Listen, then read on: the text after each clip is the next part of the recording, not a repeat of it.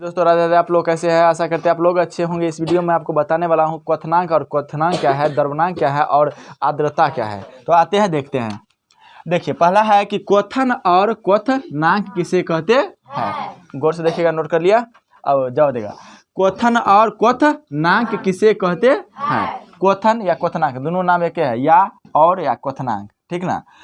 जिस ताप पर द्रव क्या होता है, उबलना बुझता है ना रे, खदकना।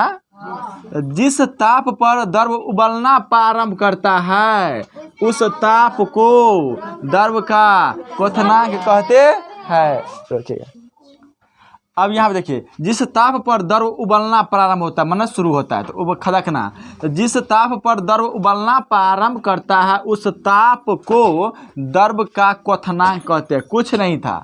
जिस ताप पर द्रव उबलेगा, पानी उबलेगा, उसे हम क्या कहेंगे, क्वथनांक कहेंगे। तो पानी कितना डिग्री सेल्सियस पर उबलता है, 100 डिग्री सेल्सियस पर उबलता है। इसका मतलब हुआ पानी का क्वथनांक कितना, 100 डिग्री सेल्सियस होगा ना रे।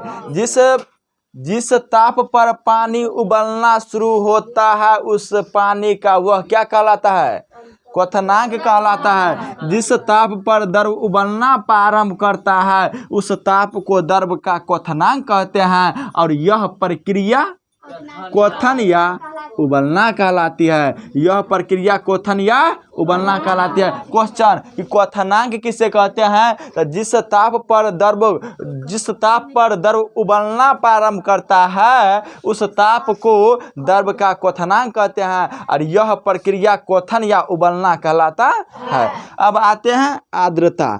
आर्द्रता क्या है सो देखो। तो वायुमंडल में देखो, वायुमंडल में नमी है कि नहीं, काहे तो ये नमी तुम्हें दिखाई देगा कब, जाड़ा महीना में।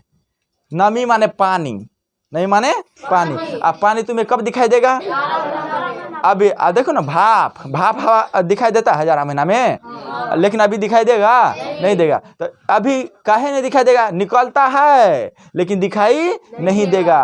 कारण है बुआ, क्योंकि अभी ताप है। ताप में जब निकलता है ये सूख जाता है नहीं, लेकिन उसमें नमी, बाहर में भी नमी, अंदर में भी नमी। वो निकलता है तो वो दिखाई देता है। अब यही कहता है कि आर्द्रता किसे कहते हैं। वायु में उपस्थित जलवाष्प की मात्रा को आर्द्रता कहते हैं। एक लाइन में, वायु में जो जलवाष्प उपस्थित रहता है उसे हम क्या कहते हैं, खत्म ना। कि वायु में उपस्थित जलवाष्प की जो मात्रा है उसे हम क्या कहते हैं, आर्द्रता कहते हैं। वायुमंडल में जो जल है, जलवाष्प, भाप, ओकरा हम क्या कहते हैं, आर्द्रता कहते हैं।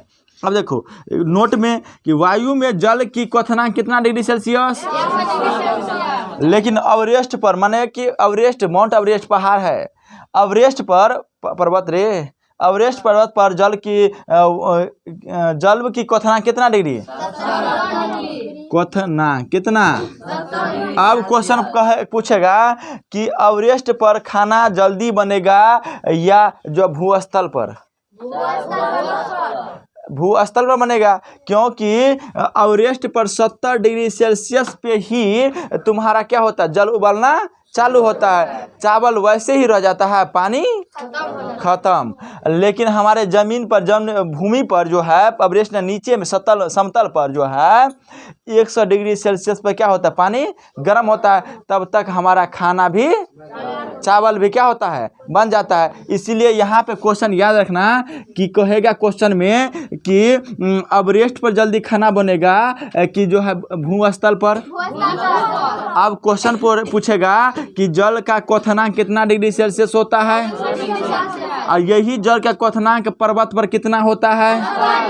और कहेगा क्वेश्चन कि जल कितना डिग्री सेल्सियस पर जम जाता है, 273 बकलोल के 273 कैसे हुआ, कितना डिग्री पर जो है जम जाता है, 0 डिग्री। सही बात बोला, 273 डिग्री केल्विन, सॉरी, और 0 डिग्री सेल्सियस। तो 0 डिग्री सेल्सियस पर जल क्या हो जाता है, जम जाता है, बर्फ बन जाता है। और केल्विन में कहेगा था 273। कोई दिक्कत है नहीं। एक बार और देखो रे बुआ, क्वथन और क्वथनांक किसे कहते हैं बोलेगा,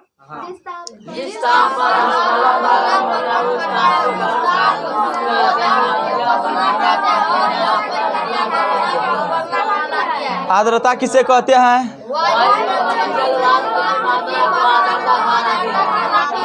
वायुमंडल में जल की क्वथनांक कितना डिग्री? और एवरेस्ट पर्वत पर कितना डिग्री? एवरेस्ट और भूस्थल पर कहाँ जल्दी खाना बनेगा? एवरेस्ट पर कि भूस्थल पर? भूस्थल पर बनेगा, क्योंकि यहाँ पे 100 डिग्री सेल्सियस पर पानी उबलना ही चालू होता है। तब तक हमारा चावल बनके तैयार, दाल बनके तैयार। लेकिन एवरेस्ट पर जब पर्वत पर जाने पर हमारा खाना जो है 17 डिग्री सेल्सियस पर पानी उबलना चालू हो जाता है, तब तक खाना बनता है, तब तक पानी खत्म। कोई दिक्कत नहीं। आशा करते हैं ये वीडियो आपको अच्छा लगा होगा। अच्छा लगा हो तो लाइक और सब्सक्राइब करें, अपने दोस्तों में शेयर करें और इसे स्क्रीनशॉट लेना न भूलें।